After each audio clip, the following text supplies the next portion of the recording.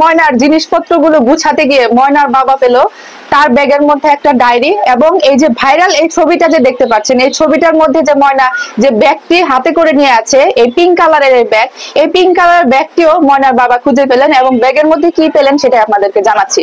অবুজ সন্তান, অবুজ শিশু, নাবালক শিশু, এই নিষ্ঠুর পাষাণে কি করে যে আমার মেয়ের দমটা নিচ্ছে, আর ওই সময় আমার মেয়ে কি করছে ভাই, কিভাবে কইলে বাজান এডিরে আপনারা ফাইয়া যেমন বিচার নাই এমন বিচার করুন।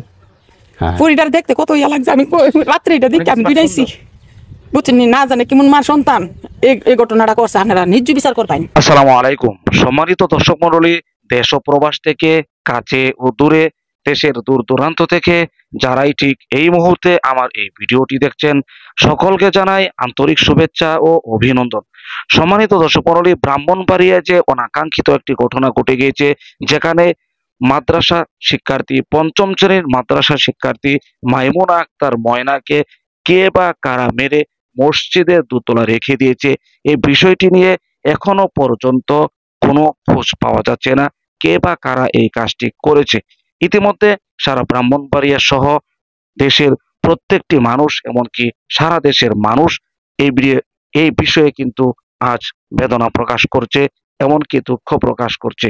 তবে এখনো পর্যন্ত আইনের আওতাধীন তারা যায়নি, অর্থাৎ এখনো পর্যন্ত ধরাই পড়েনি। এই ভিডিওতে আপনাদেরকে দেখাবো সেই মাইমুনা আক্তার ময়নাকে নিয়ে আরো কিছু চাঞ্চল্যকর তথ্য দিয়েছে, যে তথ্যগুলো জানলে দেখলে বোঝা যায় হতে পারে তারাই সেই কাজটি করেছে।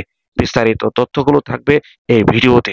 প্রিয় দর্শক, ভিডিওর শুরুতে কিছুটা শিরোনাম দেখেছেন, বিস্তারিত জানতে হলে ভিডিওটি না টেনে শেষ পর্যন্ত দেখতে হবে। আপনাদের কাছে রিকোয়েস্ট করব ভিডিওটি স্কিপ না করে সম্পূর্ণ ভিডিওটি ধৈর্য সহকারে দেখবেন। প্রিয় দর্শক, কথা বাড়াবো না, মূল ভিডিওতে চলে যাওয়ার আগে ছোট আরেকটি রিকোয়েস্ট করি, আপনি যদি আমাদের এই চ্যানেলটিতে নতুন হয়ে থাকেন, চ্যানেলটিকে সাবস্ক্রাইব করে পাশে থাকা বেল বাটনটি অন করে দিবেন। চলুন তাহলে প্রিয় দর্শক ভিডিওর মূল পর্বে চলে যাই। ময়নার জিনিসপত্রগুলো গুছাতে গিয়ে ময়নার বাবা পেল তার ব্যাগের মধ্যে একটা ডায়েরি এবং এই যে ভাইরাল এই ছবিটা যে দেখতে পাচ্ছেন, এই ছবিটার মধ্যে যে ময়না যে ব্যাগটি হাতে করে নিয়ে আছে, এই পিঙ্ক কালারের এই ব্যাগ, এই পিঙ্ক কালারের ব্যাগটিও ময়নার বাবা খুঁজে পেলেন এবং ব্যাগের মধ্যে কি পেলেন সেটা আপনাদেরকে জানাচ্ছি।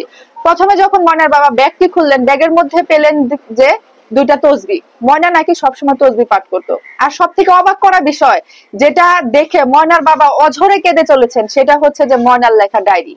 ময়নার লেখা ডায়েরিতে যেটা লেখা ছিল সেটা দেখে শুধু ময়নার বাবা না, সাংবাদিক সহ আশেপাশের মানুষ সহ আমরা সহ কেঁদেছি।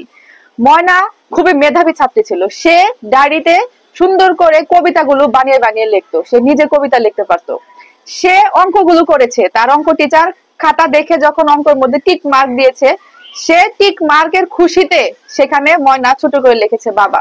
তার প্রত্যেকটা পৃষ্ঠায় পৃষ্ঠায় ময়না তার বাবার নাম লিখেছে, বাবা বাবা বাবা। এইটা দেখে ময়নার বাবা অঝরে কাঁদছিলেন, তার কান্নার পানি, তার চোখের পানি সেই ডায়েরির মধ্যে টপ টপ করে পড়তেছিল। আহারে ময়না, কোথায় গেলি মা, ময়না আমার, এভাবেই সে প্রলাপ বকতেছিল আর কি। আর যখন ময়নার বাবা তসবি দুইটা পেলেন ময়নার ব্যাগ থেকে, তখন বললেন যে আমার মেয়ে জিকির করতো। ময়নার বাবা ভেবেছিলেন তার ব্যাগে হয়তো সাজনের জিনিসপত্র পাবে, কিন্তু না, ময়নার বাবা তার ব্যাগে থেকে পেলেন তসবি। দেখেন, মাশাআল্লাহ, আলহামদুলিল্লাহ, এই মেয়েটা অনেক ধার্মিক ছিল। এই মেয়েটা নাকি, ময়নার বাবা বললেন, সে নাকি 30টা রোজা করেছে এবারের রোজায়।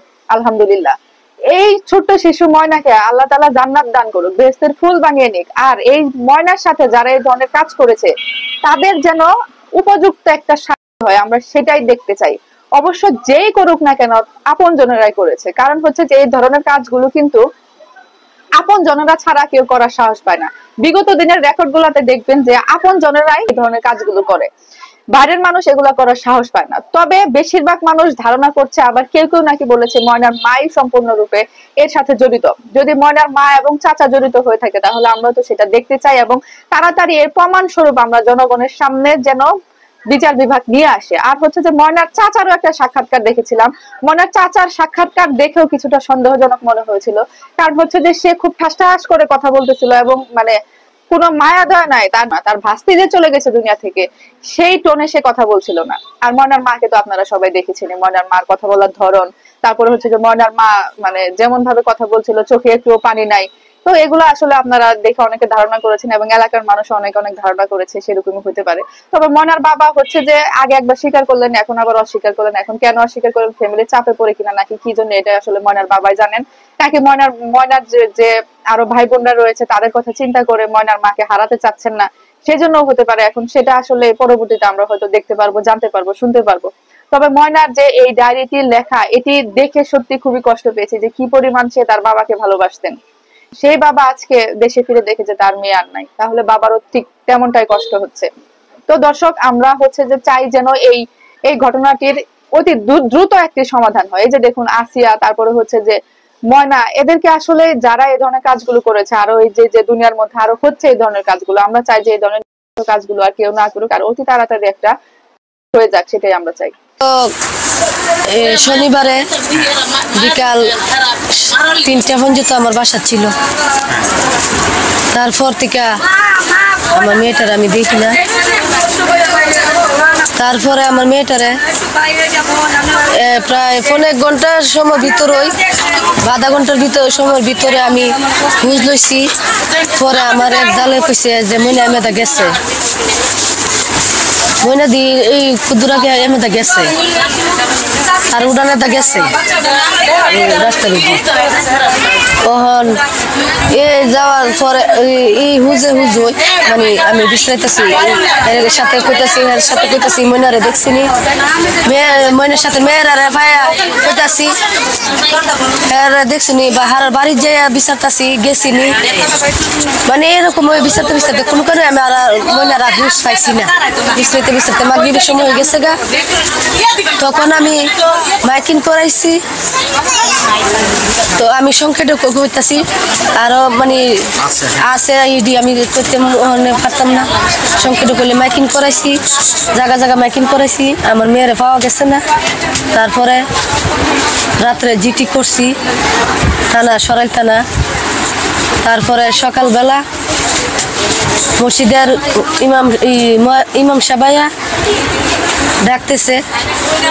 তারপরে মানে একজন লোকের দিয়া কইতেছে তাড়াতাড়ি আমি বাড়িতাম। প্রিয় দর্শক, আশা করি সম্পূর্ণ ভিডিওটি দেখলেন। ভিডিও থেকে অবশ্যই বুঝতে পেরেছেন সেই ব্রাহ্মণবাড়িয়ার শাহবাজে মাইমুনা আক্তার ময়নাকে কে বা কারা এভাবে মেরেছে, যেখানে মানুষ দোষারোপ করছে তার মা, এমনকি তার চাচাকে, যেহেতু তার বাবা প্রবাসে থাকে। পরকীয়ার দরুন এমন কাজ করতে পারে, এমন ঘটনা বাংলাদেশে আরো ঘটেছে। তবে যদি না করে থাকে তাহলে একজন মায়ের জন্য কতটা বেদনাদায়ক হতে পারে এই বিষয়টি, যেখানে তার মেয়ে দুনিয়া থেকে চলে গিয়েছে, অপরদিকে তার উপর অপবাদ উঠেছে। এটাই কিন্তু বলেছে মাইমুনার বাবা, এমনকি তার পরিবার। তবে তদন্ত না করে একজনকে দোষারোপ করা কোনোভাবে উচিত হবে না। আপনারা দেখেছেন প্রথমে মসজিদের ইমাম সাহেব, এমনকি মুয়াজ্জিন সাহেবকে গ্রেপ্তার করেছে, তদন্ত ছাড়াই তাদেরকে রিমান্ডে পর্যন্ত নিয়েছে। তারপর আবার প্রশ্ন উঠেছে মাইমুনার মা, এমনকি তার চাচাকে নিয়ে। এভাবে তদন্ত ছাড়া মানুষের উপর অপবাদ দেওয়া, দোষ তুলে ধরা কোনোভাবে উচিত নয়। প্রিয় দর্শক, যেখান থেকে দেখছেন অবশ্যই ভিডিওটি শেয়ার করে দিবেন। আপনার ব্যক্তিগত কোনো মতামত থাকলে আপনার মূল্যবান মতামতগুলো কমেন্টে জানিয়ে দিবেন। প্রিয় দর্শক, এই বলে ভিডিওটি আজকের মতো এখানে শেষ করছি। ভালো থাকুন, সুস্থ থাকুন, আবারও দেখা হচ্ছে পরবর্তী ভিডিওতে।